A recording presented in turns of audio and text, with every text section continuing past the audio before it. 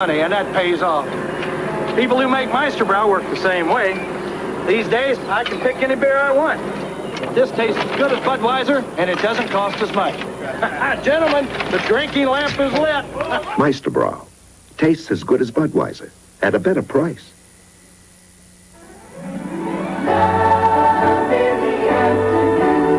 On One Life to Live. And what about what's in this room here? Oh, that's just a storeroom. There's no merchandise. No? Can I take a look? I'd sure like to see. And on General Hospital, it's a kiss for a killer as Celia fights to save her husband. Just remember that I love you. For God's sakes, don't mess with Putnam. He's much too dangerous. One Life to Live, General Hospital. This week at a special time. A truly great athlete, Bob Hayes, earned the title of the world's fastest human in the 1964 Olympics. He won the 100-meter dash, and easily, by the widest margin in history. Today, the Olympic gold medalist joins us from our studios in Dallas. Bobby, good to be with you. Carl Lewis goes tonight. You've been listening to our discussion. What do you think his chances are tonight? Of course, he is the favorite, but everything happened so quickly. What do you think, Bob? Frank, I think that Carl Lewis is one of the most tremendous athletes I've ever seen participated in track and field.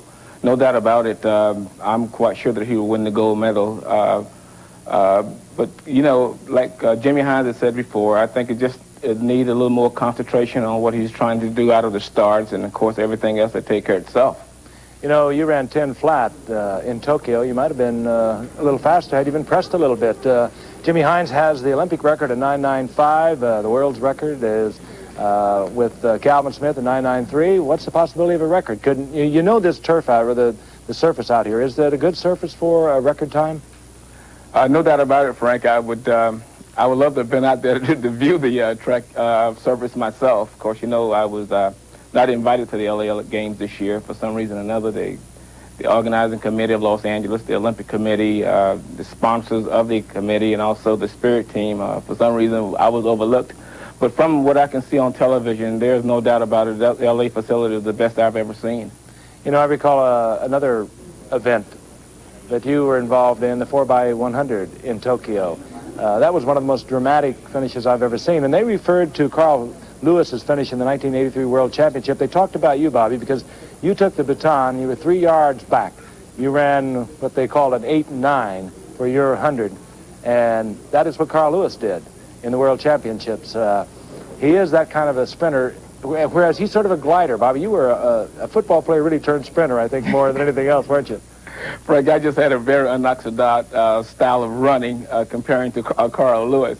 But we were behind in the relay about 6 or 7 yards, and I just had to give everything I got. And, you know, you don't ask God for victory. Just ask him to give everything you got to participate in whatever you're doing at that given time. And I was a very fortunate young man that I caught, you know, 4 or 5 athletes who were running the final leg of the 400-meter relay, and went on to win and brought the victory back home where it belonged in America. You know, you had another run recently, carrying the Olympic torch as it traveled some 9,000 miles around the country. What did that mean to you, Bobby? I know you were hurt when you weren't invited out here, but what did this mean to you, this moment? I'm still representing the greatest country in the world, and regardless of me not being invited, I'd rather deal with these problems here than living in any other country around the world. What it means to me is I'm representing not only my country, I'm representing my people, I'm representing my school, I'm representing my family, and everybody who's totally involved, and also Dallas. So, you know, to me, I was very lucky to just be chosen to carry the Olympic torch and get back in the groove of the Olympics again. And more involved that Rayford Johnson, who lit the torch there in Los Angeles, to start the games off, passed the baton off to me in Dallas. Mm-hmm. Bobby, you've been involved in what could really be called the tragedy of our times. You were convicted of drug possession, trafficking. You served time. I know you're in a rehabilitation process. A lot of your friends, Bobby, the opponents you played against, the Dallas Cowboys, and believe me, they're all out there, would like to know where your life is right now. Frank, I'm in between jobs right now. It's been very difficult for me. You can see all the advertisement that is going on in the world. Sports, you never see the Bob Hayes. It's very difficult to get out there and get someone to trust and believe in you now as a citizen of the game, because everyone don't think in terms of the accomplishment that I have accomplished in athletics with just more or less the drug conviction. Frank, I spent 10 months incarceration over a total of $700 that I was indirectly involved in.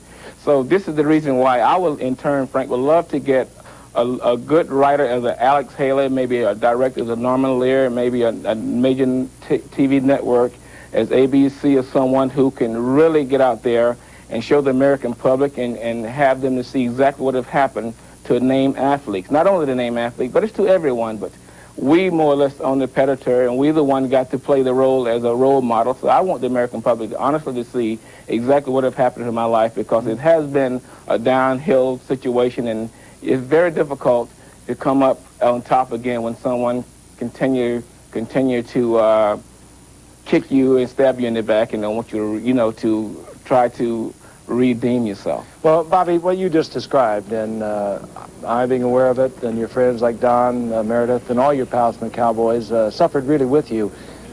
You went through all of that. And having gone through all of that, what would you say to the young people of America? Well, that's one problem, and that's one thing that I would like to have the American public to maybe read or see on television.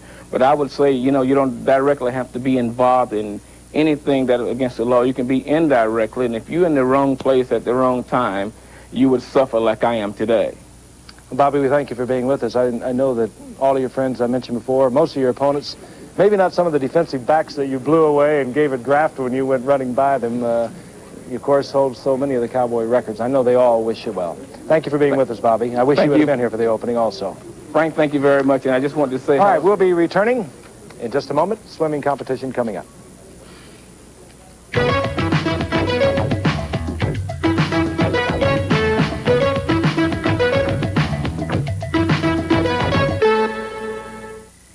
The final basket. Match point. The last lap. Right now, your body's thirsty for more than water. It needs Thirst Aid. Gatorade.